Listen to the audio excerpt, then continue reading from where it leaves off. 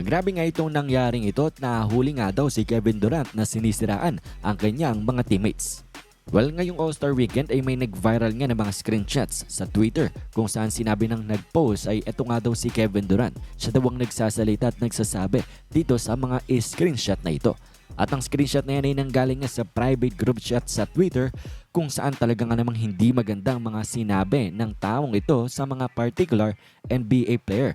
Unahin na natin dito kay Alperen Sengun. Sinabi nga dito ng allegedly na si Kevin Durant daw, "Coach called that play to pass to Alpi." Tapos sabi, "I'ma turn the ball over," at wala na nga daw siyang pakitalaga. Sabi dito, "Your franchise player can shoot or defend." At mas malaking issue nga daw yan kesa sa mga turnovers niya. And well, parang dyan pa lang ay parang mahuhuli mo na nga na si Kevin Durant talaga ito. Nang dahil kung sisilipin natin ang kanyang game logs or ang kanyang mga stats the past 5 games ay talaga namang napakaraming turnover na ito nga ni Kevin Durant. Kung saan sa last game nga nila against sa Clippers, umabot siya sa 8 turnovers in 1 game. So dito pa lang ay parang medyo connected na nga at tama yung sinabi nung nag-post na itong screenshot na ito na si Kevin Durant nga daw ito sa kanilang ang private group chat. And well, meron pa nga sumunod dyan patungkol naman kay Jabari Smith. Sinabi dito, "I can't trust Jabari to make a shot or get a stop." Tapos sa huli ay talagang hindi maganda ang mga sinabi dito ni Kevin Durant nga daw na he's low-key the R-word. At yan nga daw ang paninira daw ni Kevin Durant dito nga sa kanyang mga current teammate. Pero alam nyo ba, hindi lang ngayong taong ito, hindi lang with the Rockets team, kung hindi sa mga past teams din neto ni Kevin Durant. Kung saan sa Phoenix Suns ay siniraan niya nga rin itong si Devin Booker, pati na rin ang kanyang coach na si Frank Vogel. Kung saan dito ay tinawag nga ni Kevin Durant na dalawang dictator nga daw itong si Booker pati na rin si Vogel. At meron nga siyang hindi magagandang sinabi dito at sa panghuli sinabi na kapag daw ay natatalo, itong ang Phoenix Suns ay team ito ni Kevin Durant. Basically sinisisi siya. Pero kapag nanalo nga daw ang Suns ay team ito ni Devin Booker, binibigyang praise si D-Book. At hindi pa tayo natapos yan ang dahil dito nga rin sa team ng Golden State Warriors ay meron ding nasabi itong ang allegedly na account neto ni Kevin Durant.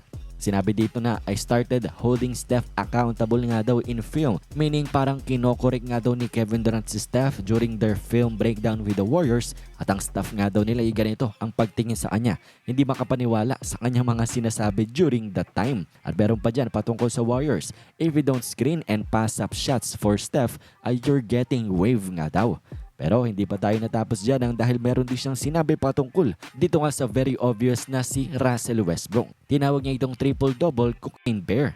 At yan nga daw ang mga sinabi ni Kevin Durant na paninira dito nga sa kanyang mga current teammates at mga former teammates. And well, nung una ay medyo skeptical pa rin ang mga fans kahit medyo nag-aalay na itong mga sinasabi dito sa screenshots at yung mga nangyayari in real life.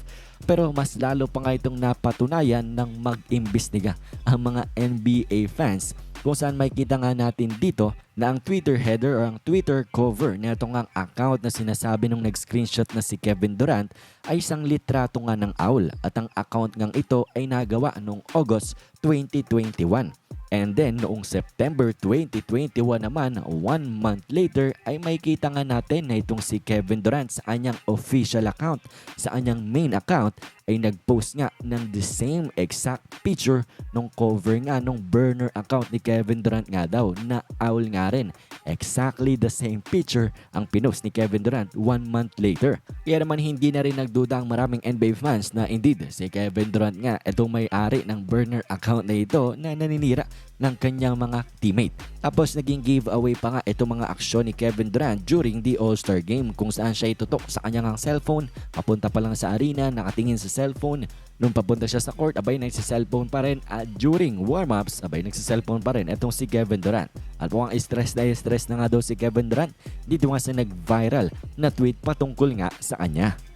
Anyways, kayo ba? Ano bang masasabi nyo dito? Anong inyong opinion? At yan ay komento nyo lamang sa ating comment section.